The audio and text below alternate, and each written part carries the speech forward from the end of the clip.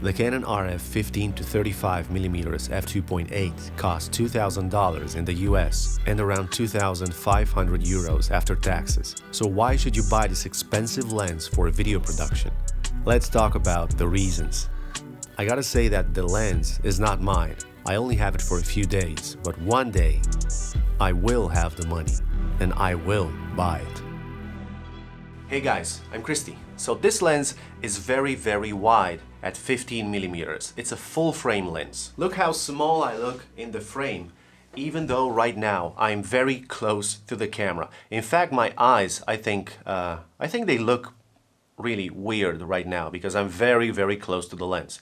Don't laugh. This wide lens is very useful, especially if you're vlogging. You don't have maybe a big tripod with you, so you can hold the camera in your hand and also in the same time to show as much as you can from the surroundings behind you. And if you have a microphone up here, this will let you, of course, get closer to the camera, closer to the lens, and this means better audio quality for your video recordings. If you want a tighter shot, you just need to zoom in to 24 or to 35mm and you get a frame just like this. And by the way, did you notice the blurry background? This lens has a 2.8 constant aperture from 15 to 35mm. It's really a time saver because when you can keep a constant aperture, it means you can maintain the same settings and the same blur when recording videos without having to change your ISO, or even worse, without having to change the shutter speed in case you don't have an ND filter. And just to give you a quick comparison, this lens, for example, is the Canon 15 to 30mm, but it has a variable aperture between 4.5 and 6.3. It has IS, it's STM, but for video, it's not that ideal because of its aperture. I mean, it's good for beginners, but when you start to get more serious with video production, it's a pain to work with a lens like this because you need a lot of light, first of all, and second of all, you will not get too much blur. It will be almost invisible, so you will not have that separation between the subject and the background. The good thing about this lens, though,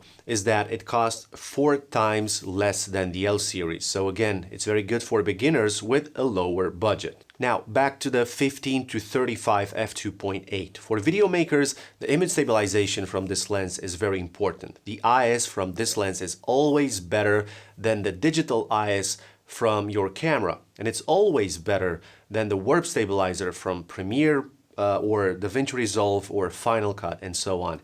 You can see some tests with and without IS at 15 and 35mm, and you can clearly see that it makes a difference even at a wider angle at 15mm. And you also have a switch for manual and autofocus on this lens. The 15 to 35 f2.8 from Canon weighs about 840 grams. It's almost 13 centimeters long, and especially for filming outside, you'll need an 82mm ND filter. Some ND filters that I recommend are the ones from Polar Pro, the Peter McKinnon edition, very well built. I love the Nissi filters so much because they have this very useful handle, but I love also this one from Moment. It's from ND4 to ND32. Links below if you want to check them out. With my complete honesty, all I can say is that it's very satisfying to hold this lens in your hands. The zoom ring and especially the focusing ring are so smooth. And you have this function ring, of course. You can just love it or hate it. I personally love it because I can assign the ISO or the aperture functions to it. Also, it has these fancy clicks. I'm not gonna lie, this lens feels heavy. It is heavy. It could be a downside for you when you put it on a gimbal maybe. I don't know. Also, the 82mm ND filter is another investment because, you have an expensive lens now. You don't want to ruin the image with a very cheap, low-budget ND filter, right? It's like you have a super good vision and you use dirty and scratched glasses with a weird color cast that ruin your color grades in Premiere Pro or any other editing software you use. Hey, Christy, leave us alone with ND filters.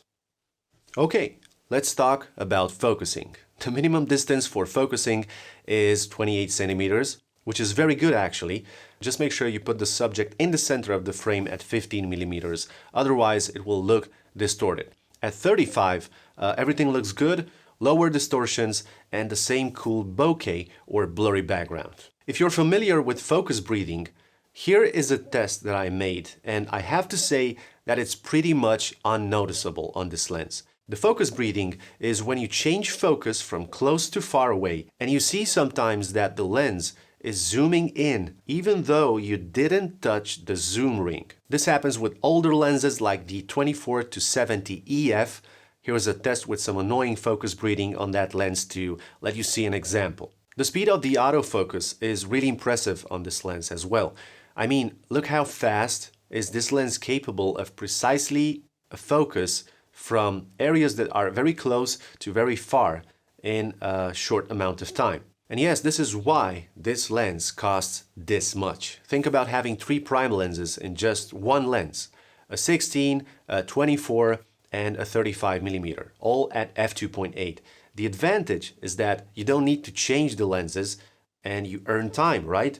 The focus is really fast and reliable for video shooting. This lens is also weather sealed and it has image stabilization. I will slowly put money aside for this lens because I really like it. Here are some other tests at 15 and then 35 millimeters with IS enabled on the Canon 15-35 f2.8 lens. I simply like how the image looks with that beautiful separation between the subject and the background. It's a very good lens. Alright, here's a test that I thought would be interesting. I tested the lens flares that are generated at 15 millimeters and then 35 millimeters.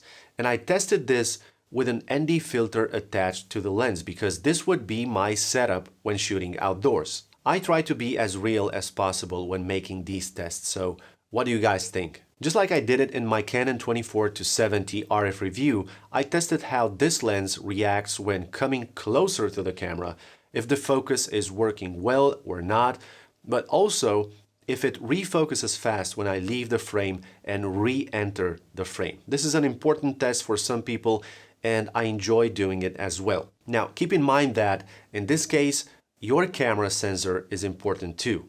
I tested this lens on my Canon EOS R, so maybe newer cameras like the R5 or R6 Mark II will focus even faster with this lens. Now here's my personal opinion about the 15-35 f2.8. I tested quite a few lenses from Canon until this point, and I gotta say that I completely understand that first of all, everybody has a budget.